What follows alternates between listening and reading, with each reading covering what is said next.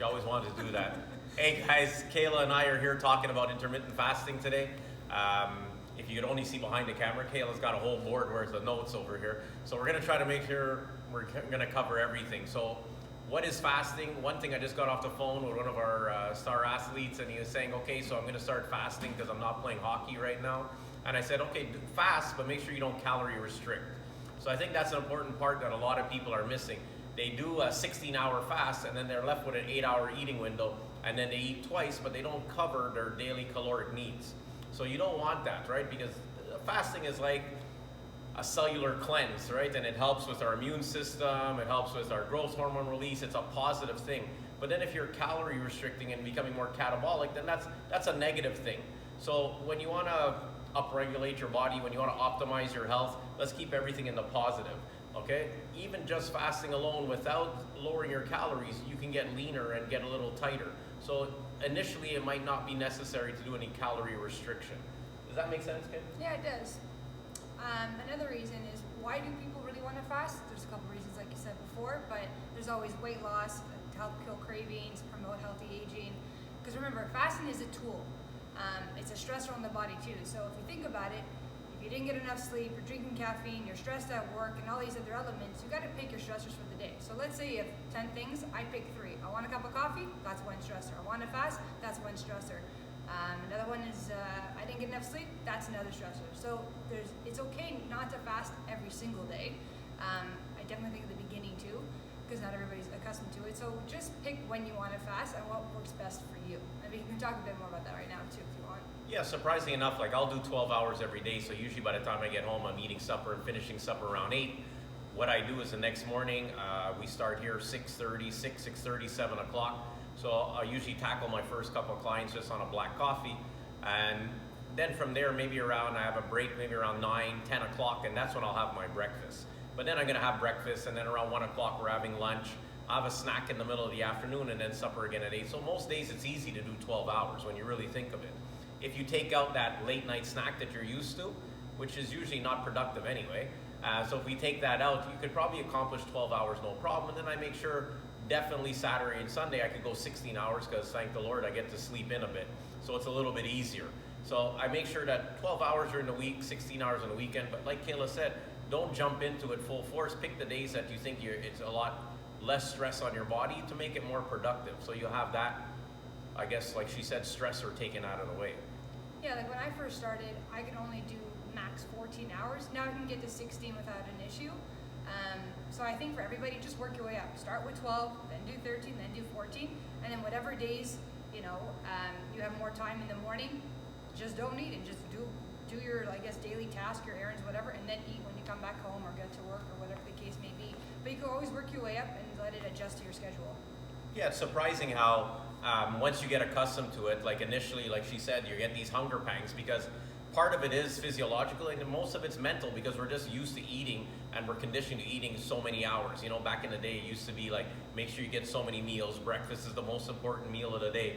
You know what? Every meal is the most important of the day because what you put in yourself all day long is important fuel for your body. So I know Fridays, we usually have staff meetings around 1:30 in the afternoon. So usually I don't eat till 1:30 in the afternoon. And sometimes we go past the meeting and I forget it because now it's just become a habit. And we all think we'll never be able to make it, trust me. I haven't seen one client that's so lean and so ripped, if you want to call it, that doesn't have some fat stores that the body could feed off of. It just becomes a part of changing your body's fuel source. So it's not that bad.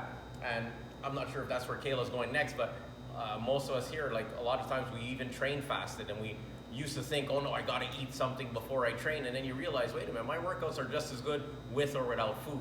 But that's case by case too. If you're somebody who's used to having breakfast all the time, then all of a sudden you want to fast and work out, it's too much of a stressor. That's what I was talking about at the beginning. So maybe eat on the days you work out, and the days you don't work out, start fasting. But I think too, it's okay to feel hungry when you first start fasting. I know I was like, oh my gosh, what am I gonna eat? But now you get so accustomed to it. So like I said, work your way up. And the only time I think you should really break your fast is when you start getting irritable, when you notice a decrease in energy. I'm guilty of that. Sometimes I fast for too long and then like they see me and everyone laughs at me. I'm like leaning against the wall like, oh my God, I gotta eat. But that's when I know I went too far. So you kind of have to figure out what your good window is, I guess. Sure. And one thing before you, like she says, when you get hangry, like Kayla does. Oh yeah. Oh yeah. Before you get to that point, I think one of the things that we always forget about is electrolytes. So let's hydrate and take electrolytes, because I know for myself sometimes when I first started doing it, I was saying, okay, I can't do this anymore, and I would just kick back some water. And we're big advocates of like Redmond salt, pink salt, Himalayan sea salt, or we use Elemental Labs a lot because I think they just have the right cocktail of electrolytes. I'd kick some electrolytes back with some water. Hunger pangs are gone, not as hangry as Kayla, and I go on with my day. And then next thing you know, it's 2-3 hours later, and then I have to remind myself to eat. So come back to us, because I even know one client messaged me the other day and said, thanks for putting up that post on intermittent fasting and electrolytes, because he couldn't figure out what was going wrong with him. And then once he added in the electrolytes, it solved the problem. Do you want to explain what's in the electrolytes? I'm not sure the breakdown. I think Elemental Labs, in one sachet, they have 1,000 milligrams of sodium. I'm going to go out on a limb, 200 milligrams of potassium and 50 milligrams of magnesium. And it just seems to be like, obviously it's well researched, but that's the right cocktail. I know I go through 2 of those a day, and one when I'm training, I sweat quite a bit. If you don't sweat as much as me, maybe not as much, but we know when we sweat, we're letting out a lot of those electrolytes. My question, some people might have this question, if you're someone who isn't low carb or keto, do you need these electrolytes? Well, I think everybody does. Everybody needs electrolytes, especially, like I said, the heavy sweaters. Maybe not to that extent, but one thing we're realizing more and more, unless you have a highly processed diet, which is filled with sodium, most of us could probably do with a little bit more sodium, or in general electrolytes during the day. And trust me, I know from experience, whether it's myself, who is most of the time keto, and I do some I do some feedings with some carbs every once in a while, but most of the time I keto, and I have clients that just eat the regular optimal core excellence diet, which is not necessarily low carb per se, and they benefit from the electrolytes as well. When they start getting headaches and stuff like that, then we say, well, let's look at that. So hydration, electrolytes, I think that's key. But reach out to us if you have any problems, and we're gladly here. Yeah, we can just touch on the benefits of fasting too. So one of them is to help regulate your leptin levels, which is just a satiety hormone. So that's when you know when you're hungry. It lets you know when you're hungry, when you're not. It naturally increases your human hormone, which is your HGH, so promotes lean body mass. It can also help decrease sugar cravings. I have a huge sweet tooth, and I found fasting really helped with that. It can also help promote weight loss, and autophagy, as you mentioned, the self-cleaning of cells. Oh, another thing, how should someone break a fast? I think you break a fast with something that's, because one of the main reasons why I got into fasting was exactly that, to break my dependence on food. Right? So if your relationship with food is grabbing something sweet, I wouldn't break my fast with something sweet. And sweet doesn't mean like actual sweets. It could be like a pancake, waffle, burger, fries, you name it, like heavy, dense starches. So if you go way back, and maybe we'll put something up in the next couple of days, what our optimal plate should look like, that's how you should break a fast. So it shouldn't be an overabundance of one thing and overabundance of let's just keep a healthy meal, we break the fast. And that'll just set up good habits and good nutritional habits moving forward. I think that's the perfect time to do it. And this week we're going to be talking a lot about habits. There's other videos coming up. Thank goodness we're on lockdown, so this is what we're going to do. This is about as close as we're going to get. Actually, this is as close as we always get. Not true. Not true. But that's the way you should break a fast. A nice healthy meal with the optimal core excellence food plate, and I think it'll just help set up some good habits. But going back to Kayla, which you talked about autophagy, that's what we hear a lot about when it comes to intermittent fasting. So some people love the growth hormone benefits for lean body mass, and the autophagy, it's a cellular cleanse, for lack of a better word. So, we always say, oh, let's take this supplement, let's take that supplement, but a lot of what we take in doesn't really get to the cellular level, but autophagy does. It goes from the inside working out, as opposed to putting things from the outside exogenously instead of endogenously going from the inside. I don't have anything else so far. I think we checked off everything on Kayla's list. We're looking through. Well, I wrote down ways to optimize autophagy.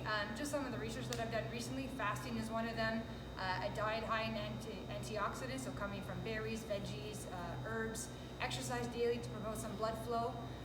Sleep is one of them. And avoid using or being in contact with any gene-altering pollutants. So anything with toxins from your shampoos or your soaps or your disinfectants in the house. A lot of them have some not so pretty chemicals in there that aren't really good for you, so keep in mind for that too. Guys, if you have any questions about intermittent fasting or anything else with regards to nutrition or just optimal health, you know we're big on holistic nutrition, biohacking. The whole team is into it. We're just trying to find better ways to optimize our day. So reach out to us. We definitely have the time to look after you right now. And this way we set you up so that when the doors are open again and you guys come in, we can, I don't know, maybe tackle some bigger goals and moving forward with regards to our fitness. Good, kid? Yeah, thanks for All right, tuning guys. in. Peace out.